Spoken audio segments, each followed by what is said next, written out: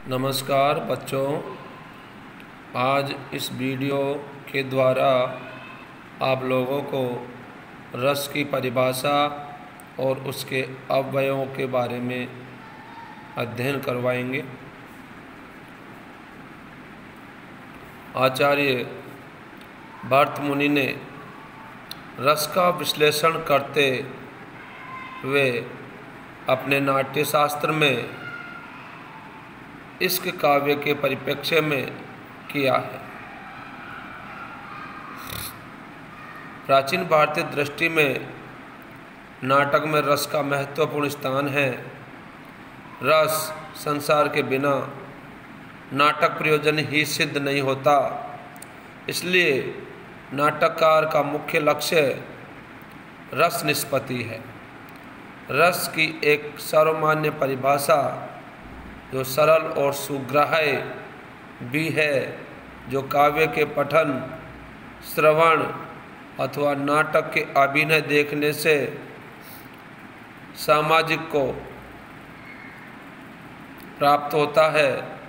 इस विशेष आनंद के संपादन के संबंध में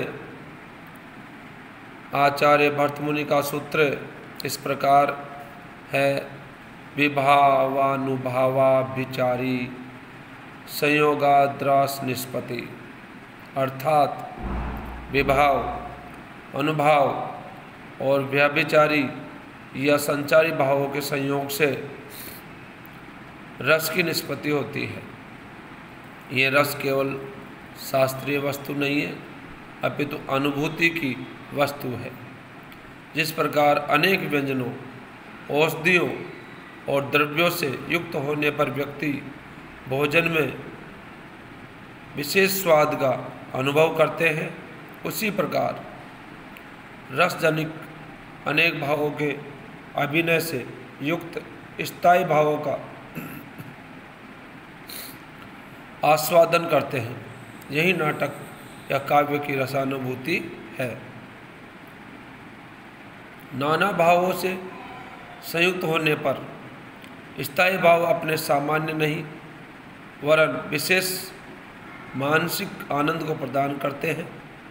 इस संबंध में एक बात ध्यान देने योग्य है। जिस प्रकार नाना प्रकार के व्यंजनों से युक्त भोजन का पूर्ण आनंद पाने के लिए भूख और स्वाद बोध आवश्यक है, उसी प्रकार रसानुभूति की पूर्णता के लिए सहृदयता, संवेदनशीलता, संस्कार और विवेक की आवश्यकता रहती है। रस 9 प्रकार के होते हैं: श्रृंगार रस, हास्य रस, करुण रस, रौद्र रस, वीर रस, भयानक रस, विभत्स रस, अद्भुत रस और शांत रस। एक रस की ओर उत्पत्ति हुई है, उसको भी कुछ विद्वान बताते हैं कि रस 10 हो गए हैं, तो 10वां रस भक्ति रस के रूप में भी माना जाता है। भक्ति रस या वात्सल्य रस। अब रस के अंग है, स्थायी भाव है, विभाव है, अनुभाव है और संचारी भाव। स्थायी भाव मन के विकारों को भाव कहते हैं।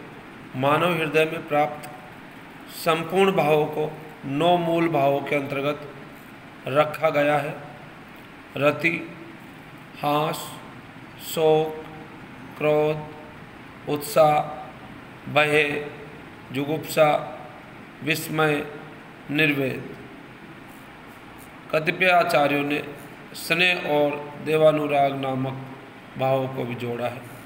स्थायी भाव मानव मात्र के हृदय में संस्कार रूप में स्थित रहते हैं, जो अनुकूल अवसर पाकर व्यक्त होते हैं तथा परिपक्व होकर अपने अपने अनुकूल रस दशा को प्राप्त होते हैं।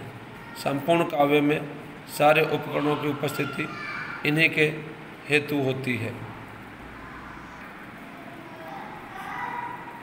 रति का व्यापक अर्थ ग्रहण करने पर इसमें सभी श्रेष्ठ भावों का समावेश हो जाता है। मुख्य रूप से स्त्री पुरुष के पारस्परिक प्रणयानुराग को ही रति कहते हैं। रति भाव परिपक्व होकर श्रृंगार रस को प्राप्त होता है। हास का अर्थ है हंसी। इसके मूल में कोई विकृति या विचित्रता या विरोधाभास होता है। किसी व्यक्ति या घटना या कथन की विचित्रता चित्त में हल्की प्रसन्नता का संचार करती है, जो हंसी के द्वारा प्रकट होती है। हास परिपक्व होकर हास्य रस कहलाता है। शोक इष्ट के पीड़ित या विनिष्ट होने पर अथवा अनिष्ट के प्राप्त होने पर हृदय में जो क्लेश या क्षोभ उत्पन्न होता है उसे शोक कहते हैं। ये शोक ही व्यक्त होकर करुण रस की अवस्था को प्राप्त होता है। क्रोध स्वयं से प्रतिकूल विषय में तीक्ष्णता के अनुभव को क्रोध कहते हैं। प्रतिकूल वह है जिससे अपना अनिष्ट हो अथवा जो हमारे कार्य में बाधक हो। जब इष्ट सिद्धि में विशेष उत्पन्न होता है तब क्रोध की अनुभूति होती है। यह परिपक्व होकर क्रोध रस बनता है। उत्साह जिन कार्यों में किसी प्रकार का कष्ट या हानि सहने का साहस अपेक्षित होता है उन सब के प्रति उत्कंठापूर्ण आनंद उत्साह के अंतर्गत लिया जाता है, जिसमें दृढ़ता और प्रसन्नता का मिला जुला भाव होता है। इसकी परिणति वीर रस में होती है। भयंकर शक्ति को जानकर चित्त में जो व्याकुलता उत्पन्न होती है उसे भय कहते हैं। उत्साह और क्रोध में आश्रय में हीनता का भाव नहीं होता, जबकि भय में यह आत्महीनता का अनुभव कराता है। ये पूर्णतः पुष्ट होकर भयानक रस में परिणत होता है। घृणित और अत्यंत अरुचिकर जुगुप्सा घृणित और अत्यंत अरुचिकर वस्तुओं को देखकर या उनका वर्णन सुनकर हृदय में जो ग्लानि का भाव आता है उसे जुगुप्सा कहते हैं। विवित्स इसका रस है। विस्मय विभिन्न पदार्थों में लोकोत्तरता देखकर हृदय में जो विस्फरित होने का भाव जागता है उसे विस्मय कहते हैं। विभाव आदि से पुष्ट होकर ये अद्भुत रस की व्यंजना करता है। निर्वेद सांसारिक नश्वरता अथवा ईश्वर की चिरंतनता के ज्ञान से हृदय में उत्पन्न होने वाली उदासीनता या वैराग्य को निर्वेद कहा जाता है। यह परिपक्व होकर शांत रस में परिणत होता है।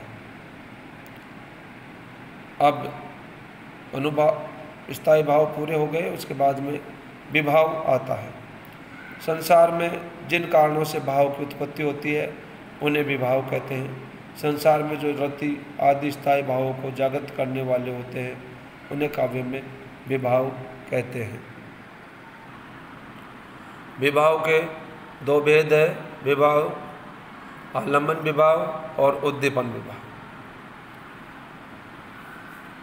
जिसका आलम्बन प्राप्त कर रति आदि स्थायी भाव उत्पन्न हो वे आलम्बन कहलाते हैं। नायक और नायिका। उद्दीपन विभाव जिसके द्वारा आलम्बन विभाव से अंकुरित रति आदि स्थायी भाव उद्दीपित हो उसे उद्दीपन विभाव कहते हैं। अब तीसरा बिंदु आता है अनुभाव का। स्थायी भाव हो गए, विभाव हो गए, अब आता है अनुभाव। आलम्बन और उद्दीपन द्वारा जागृत स्थायी भाव की स्थिति का बोध कराने वाली शारीरिक चेष्टाओं आदि को अनुभाव कहते हैं। अनुभाव के चार भेद होते हैं। कायिक अनुभव, वाचिक अनुभव, आहार्य अनुभव और सात्विक अनुभव।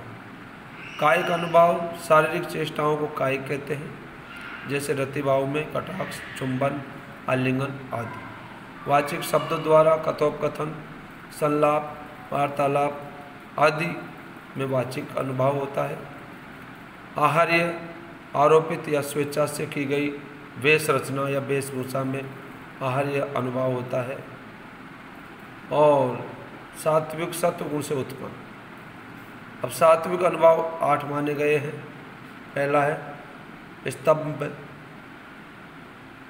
रति, शोक, भय और विस्मय भावों के कारण अंगों का निष्क्रिय हो जाना। स्तंभ सात्विक अनुभाव।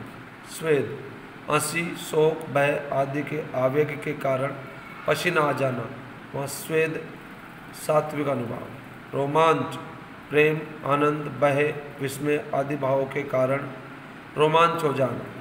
वेपथु, प्रेम, उत्साह, क्रोध आदि भावों के कारण शरीर का कंपायमान होना वेपथु सात्विक अनुभाव है।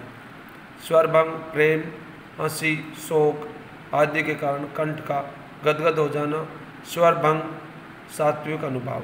अश्रु, नेत्रों में जल भर आने के माध्यम से जो सूचना मिले उसे अश्रु सात्विक अनुभाव कहा जाता है। प्रत्यय, अत्यधिक आवेश के कारण चेतना शून्य हो जाना, ये प्रत्यय सात्विक अनुभाव के रूप में माना जाता है। अब चौथा बिंदु आता है संचारी भाव। संचारी भावों को व्यभिचारी भाव भी कहते हैं। स्थायी भाव के साथ साथ प्रकट होने वाले अस्थिर मनोविकार को संचारी भाव कहते हैं।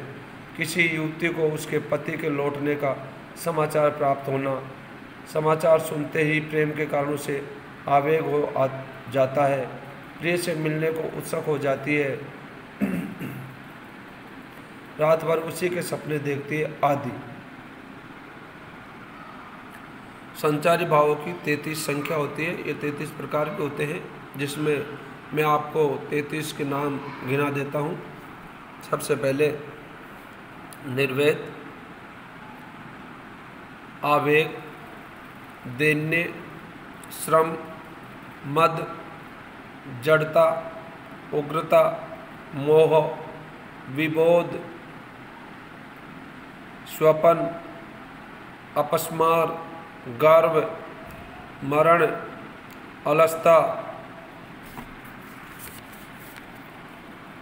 अमर्ष, निद्रा, अवहित्था, औत्सुक्य, उन्माद, शंका, स्मृति, मति, व्याधि, त्रास, लज्जा, हर्ष, असूया, विषाद, वृत्ति, चपलता, ग्लानि, चिंता और वितर्क। इस प्रकार से ये 33 संचारी भाव या व्यभिचारी भाव होते हैं। धन्यवाद। आप लोगों को समझ में आएगा ऐसी कामना हम करते हैं।